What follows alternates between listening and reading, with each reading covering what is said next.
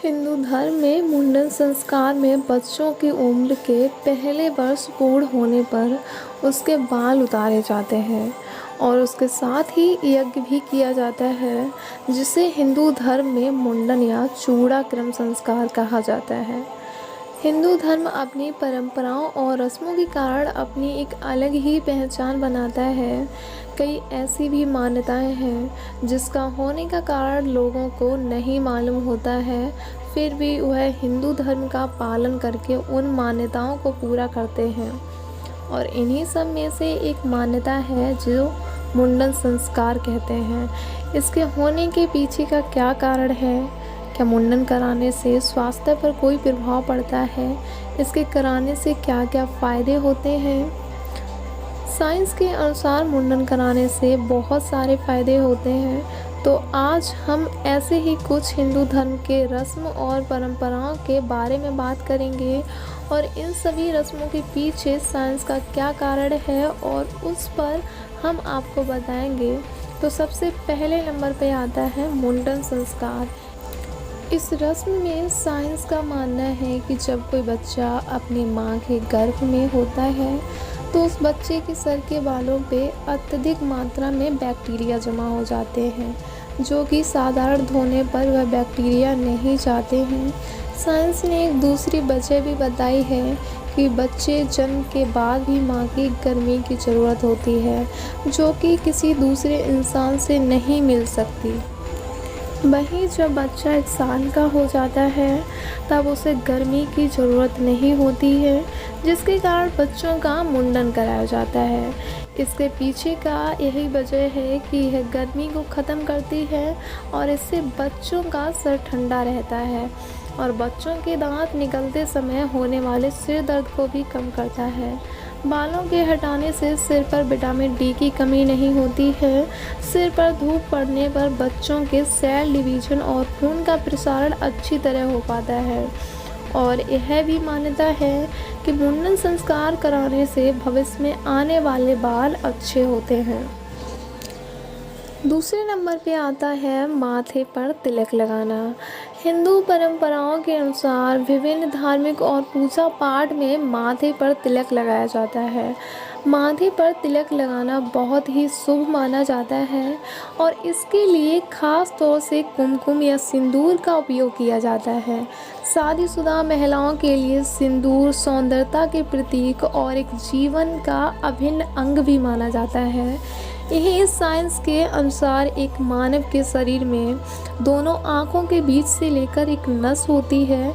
जब भी माथे पर तिलक या कुमकुम लगाया जाता है तो उस नस पर एक दबाव पड़ता है, जिससे वह अत्यधिक सक्रिय हो जाती है और पूरे चेहरे की मांसपेशियों तक रक्त संचार की गति तेजी से बढ़ जाती है, जिससे कि ऊर्जा उत्पन्न होती है। माथे पर तिलक लगाना चेहरे की सुंदरता को दुगना कर देता है और जो शादीशुदा महिलाएं अपने सुहाग के लिए अपनी मांग में सिंदूर भरती हैं, उस सिंदूर में हल्दी, चूना और पारा होता है, जो कि ब्लड प्रेशर को कंट्रोल करता है। तीसरे नंबर पर आता है पैर छूने की परंपरा। हिंदू धर्म में ईश्वर से लेकर बड़े बुजुर्गों के पैर छूकर आशीर्वाद लेने की परंपरा है, जिसे चरण स्पर्श करना कहते हैं। हर हिंदू परिवार में संस्कार के रूप में बड़ों के पैर छूना सिखाया जाता है। दरअसल पैर छूना या चरण स्पर्श करना केवल झुककर अपनी कमर दुखाना नहीं होता, बल्कि इसके पीछे का कारण एक ऊर्जा यानी कि शक्ति से संबंध है। साइंस के अनुसार हर व्यक्ति के शरीर में मस्तिष्क से लेकर पैरों तक लगातार ऊर्जा का संचार होता है और इसे कॉस्मिक ऊर्जा कहा जाता है। इस तरह जब हम किसी व्यक्ति के चरण स्पर्श करते हैं तो हम उससे ऊर्जा ले रहे होते हैं।